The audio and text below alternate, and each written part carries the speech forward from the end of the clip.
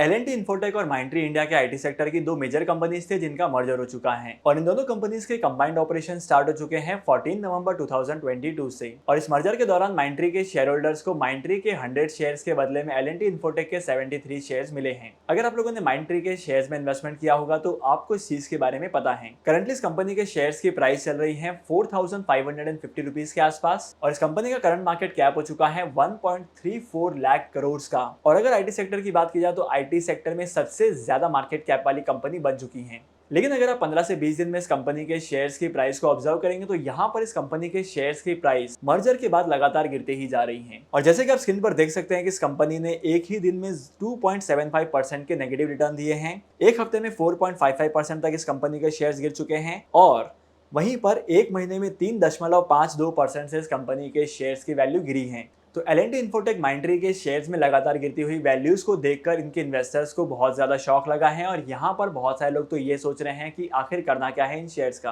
Company के shares की value grow करेगी भी या लगातार गिरते ही जाएगी। काफी सारे लोगों को ऐसा लगता है कि माइंडट्री और एल&टी इन्फोटेक के मर्जर के बाद ऐसा होने लगा है और यहाँ पर बहुत सारे लोग ऐसे भी हैं जिनका मानना है कि मार्केट के परफॉर्मेंस की वजह से ही इस कंपनी के शेयर्स में डाउनफॉल आया है। तो अगर आप लोगों ने इस कंपनी के शेयर्स में इन्वेस्टमेंट किया है तो आज की जो वीडियो है ये आपके लिए काफी ज्यादा इंपॉर्टेंट होने वाली है, क्योंकि आज के इस वीडियो में मैं आपको बताने वाला हूँ कि आखिर इस डाउनफॉल के पीछे का रीजन क्या है और आपको एल&टी माइंडट्री के शेयर्स में करना क्या है। तो डेफिनेटली आज का ये वाला वीडियो भी बहुत ज्यादा इंपॉर्टेंट और इंटरेस्टिंग होने वाला है। तो इस वीडियो में आगे बढ़ने से पहले अगर आप इस चैनल पर नए हो तो सबसे पहले इस वीडियो को करो लाइक, शेयर, इसी के साथ साथ इस चैनल को सब्सक्राइब करो, क्योंकि स्टॉक मार्केट, इन्वेस्टमेंट्स और पर्सनल फाइनेंस से जुड़ी बहुत सारी चीजें मैं आपके साथ शेयर करता हूँ। तो इस चैनल को सब्सक्राइब करना तो बनता है। तो चैनल को सब्सक्राइब कर दिया ना, चलिए वीडियो में आगे बढ़ते हैं और जानते हैं एल&टी माइंडट्री के बारे में। सबसे पहले बात करते हैं इस कंपनी के बिजनेस मॉडल की। जैसे कि हम सभी को पता है कि एल&टी और माइंडट्री इंडिया की सबसे बड़ी आईटी सेक्टर की कंपनीज हैं। तो आईटी सेक्टर का मेजर बिजनेस जो है वो आउटसोर्सिंग से आता है और अदर कंट्रीज के पास से आता है। तो इन सारे आईटी सेक्टर की कंपनीज और माइंडट्री, एल&टी इन्फोटेक का जो रेवेन्यू है वो सबसे ज्यादा जनरेट होता है इन फॉरेन कंट्रीज से। और ये सारी कंपनीज रुपीज में नहीं कमाती हैं, ये सारी कंपनीज कमाती हैं डॉलर में, फॉरेन करेंसीज में, येन में और बहुत सारी फॉरेन करेंसीज हैं। और जैसे कि हम लोगों को मार्केट की सिचुएशन का पता चल रहा है, अराउंड द ग्लोब रिसेशन काफी तेजी से बढ़ते जा रहा है। तो इन सारी कंट्रीज में जो आईटी सेक्टर की कंपनीज हैं जो इंडिया की आईटी कंपनीज को प्रोजेक्ट सैंक्शन करती थी और इन प्रोजेक्ट्स के बदले में फंड्स को ट्रांसफर करती थी, उन सारी कंपनीज ने अपने कॉस्ट को कट करने के लिए इन प्रोजेक्ट्स को देना बंद कर दिया है। यहाँ पर इस चीज का सबसे ज्यादा इंपैक्ट पड़ा है कंपनीज के रेवेन्यूज पर। आईटी कंपनीज का रेवेन्यू बहुत ज्यादा कम हो चुका है और आईटी कंपनीज के रेवेन्यू के कम होने की वजह से ही इन कंपनीज के शेयर्स में मैसिव डाउनफॉल देखने को मिले हैं। तो एल&टी माइंडट्री के शेयर्स के नीचे जाने के पीछे का रीजन नंबर 1 ये है। अब हम बात करते हैं सेकंड रीजन के बारे में। और जैसे कि आप इस कंपनी के इनकम स्टेटमेंट को देख सकते हैं, यहाँ पर कंपनी के पास काफी ज्यादा लॉस नोट करने के लिए हैं। कंपनी के रेवेन्यू फ्रॉम ऑपरेशन धीरे धीरे कम होते जा रहे हैं, लेकिन वहीं पर अगर कंपनी के नेट प्रॉफिट की बात करूं तो कंपनी का जो नेट प्रॉफिट है, नेट इनकम है, वो स्टेबल है। लेकिन सबसे इंपॉर्टेंट चीज ये है कि इस कंपनी के मर्जर के बाद इस कंपनी का मार्केट शेयर जो है वो इंक्रीज होते जा रहा है और अगर हम लोग बैलेंस शीट में देखेंगे तो कंपनी के असेट्स भी इंक्रीज हो चुके हैं। वहीं पर एल&टी माइंडट्री की जो लायबिलिटीज है वो कम होते हुए दिखाई दी है, क्योंकि दोनों कंपनीज के मर्जर के बाद सबसे पहले रिक्रिएट की गई बैलेंस शीट और इनकम स्टेटमेंट को। और जैसे कि आप इस कंपनी के प्रमोटर की होल्डिंग को देख सकते हैं कि यहाँ पर प्रमोटर के पास 76% के शेयर्स हैं, म्यूचुअल फंड्स ने 6.26% के स्टेक को होल्ड किया हुआ है, डोमेस्टिक इंस्टीट्यूशंस ने होल्ड किया है 4.84% के शेयर्स को और वहीं पर फॉरेन इन्वेस्टर्स ने इन्वेस्टमेंट किया है 11% के आसपास का।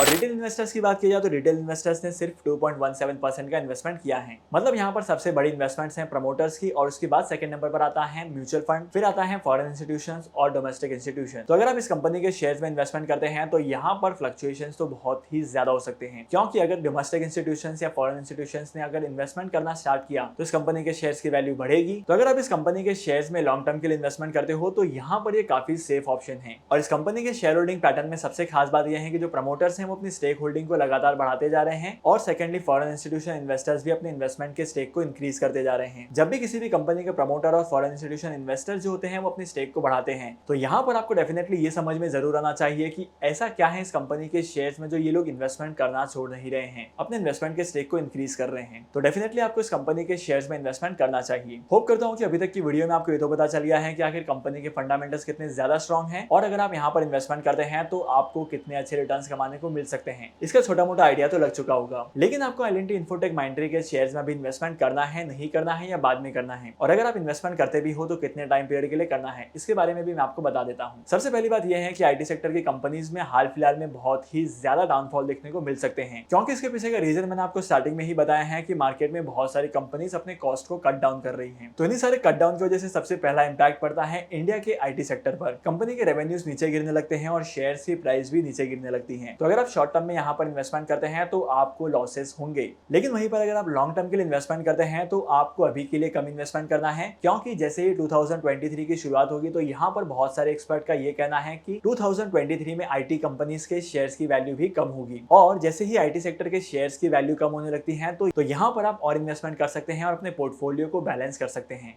तो आज की इंपॉर्टेंट वीडियो को यहीं पर खत्म करते हैं। होप करता हूँ कि आज की इस वाली वीडियो से भी आपको काफी अच्छी इन्फॉर्मेशन मिली होगी। अगर आपको कोई सवाल है तो मुझे आप कमेंट सेक्शन में जरूर पूछ सकते हैं, वहां पर मैं आपको रिवर्ट करूंगा, नहीं तो आप मुझे इंस्टाग्राम पर मैसेज भी कर सकते हैं, लिंक आपको डिस्क्रिप्शन में मिल जाएगा। तो फिर मिलते हैं अगली वीडियो में नए टॉपिक के साथ, एक इंटरेस्टिंग टॉपिक के साथ। तब तक के लिए signing off, happy investing and good bye.